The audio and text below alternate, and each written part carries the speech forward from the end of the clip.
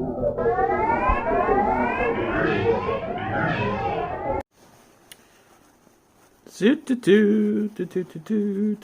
hi, Leapin' Leppin here. I'm just shining up this old Model 29 here. This is an actual Model 29, not the 629 like you guys see. Look at that, you can see me. Hi. It's how nice and shiny. I got it by using, this stuff here. Neville Dull. Just took one little thing of that and put it on there. Whew, look at her shine. It's got some wear and tear here. This is a 44 Magnum. And yes, it is unloaded, so make you two happy. See, it's unloaded. Nice and clean. So, but today I'm not talking about this beautiful Model 29 Smith & Wesson. No, I'm not talking about today. I'm not talking about this today. There we go. I'm talking today about a matter that is a little bit more urgent. We're going to talk about Illinois HB 5855. This is a doozy. You guys better hang in there, especially if you're in the state of Illinois. Alrighty. So let's talk about HB 5855 here in Illinois. It's by the 102nd General Assembly. This was introduced by Bob Morgan. Oh boy, let me tell you. Right now it's been introduced. It will pass the House and pretty sure the Illinois Senate. This is Illinois we're talking about, not nationally. Because both chambers are pretty much controlled by Democrats. Also known as the CCP. So, this HB 5855. Well, one thing it does, it amends the Firearm Owners Identification Act, the FOID card. It eliminates provisions that permit a person under 21 years of age who is not in active duty in the United States Armed Forces or the Illinois National Guard to obtain a firearm owner identification card with parental consent. Basically mean if you're under the age of 21, you used to be able to get a FOID card with your parents' consent.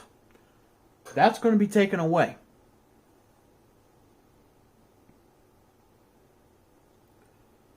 Amends the Wildlife Code, provides that when a person under 21 years of age is hunting under the supervision of an adult, the adult must possess a firearms owner identification card. Weird. Amends the Firearms Restraining Order Act, provides that the state's attorney of the county where the petition is filed may act as a friend of the court in any action filed under the act. Provides that a petitioner may request a 1-year rather than 6-month firearm restraining order. That's blatantly against the Constitution.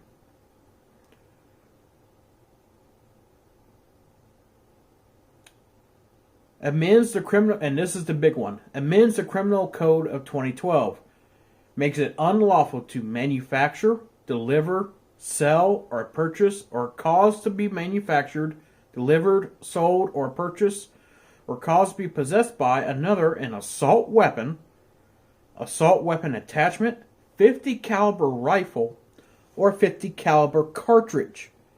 Makes it unlawful for any person to knowingly possess an assault weapon, 50 caliber rifle, or 50 caliber cartridge 300 days after the effective date of the mandatory act, except possessions of weapons registered with the Illinois State Police in the time provided.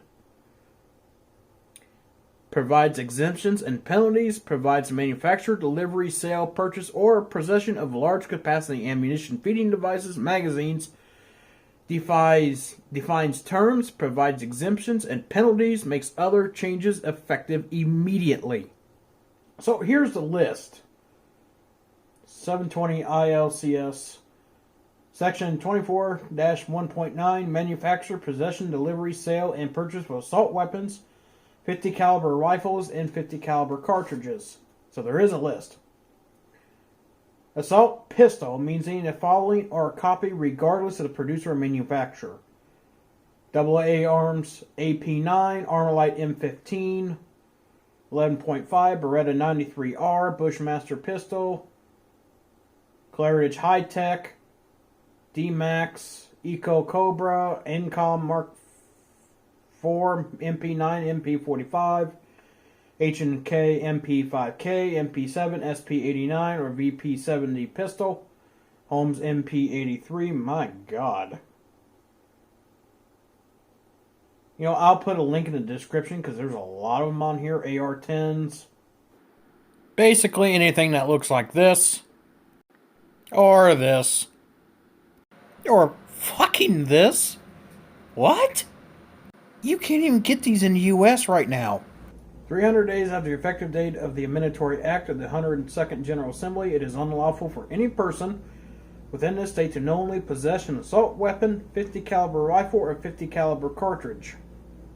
So basically, to register these quote-unquote assault weapons, you have to have your name, your date of birth, your FOID card number, make, model, caliber, and serial number of the weapon, and proof of a locking mechanism that properly fits the weapon, and a form of the statement that this weapon is owned by the person submitting the affidavit, and that the affidavit owns a locking mechanism for the weapon. The affidavit shall include the following statement printed in bold type. Warning, entering false information on this form is punishable by perjury.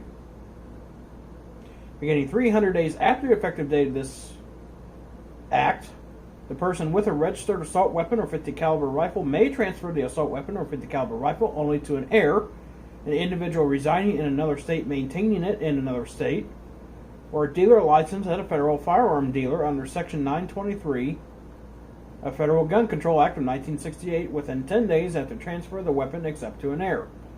The person shall notify the Illinois State Police of the name and address of the transferee, comply with the requirements of subsection 3.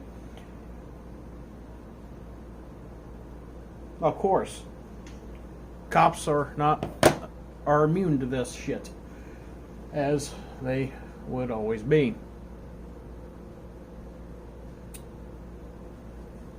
Yeah. I implore anybody who is in this state to do either one of the following. A, contact your representatives and tell them that you do not support this bill, and that you will make sure that their political career will be voted out in the next election. Of course, they don't care now, but they will then. Or you could not comply, which would probably means you are a felon, which means you would give up your Second Amendment rights in this state. 3, take it to court, which it will not stand in court because of the Bruin decision. Plus the AR-15, AR-10s, and anything like that is commonly possessed. So that won't stand. Or you could move out of the state. Because unless the NRA, the FPC, the GOA, or the ISRA is pretty much useless, steps up and says, whenever this does become law, and put in an automatic lawsuit against it with an injunction,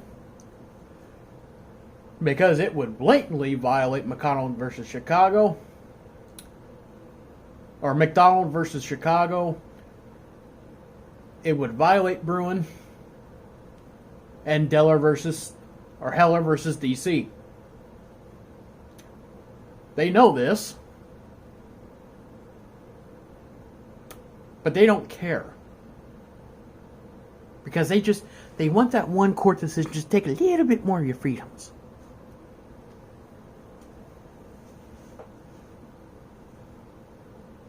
Here in the state of Illinois, there's also a movement to separate the rest of the state from Chicago. It's called New Illinois. It's gaining steam. And when this does pass, which it will, because, like I said, the House and the Senate is democratically controlled by the Democrat Party, and they will pass this, it is most likely this would add fuel to that fire. Now, of course, it would take an act of Congress, which Congress will be Republican-led. Most likely that could go through. But you would need a Republican House, Senate, and presidency for it to go completely through without any hesitation. So, I wanted to bring this to you because I think that this is very, very urgent. It would not stand up against Bruin. It would not stand up against Heller versus D.C. or McDonald versus Chicago. And it would not stand against the Second Amendment. However, court takes time, and time is on their side. Anyway, this has been Leapin' Leppin'. I do have another firearm review to bring you. It's going to be a special one again. But that's it.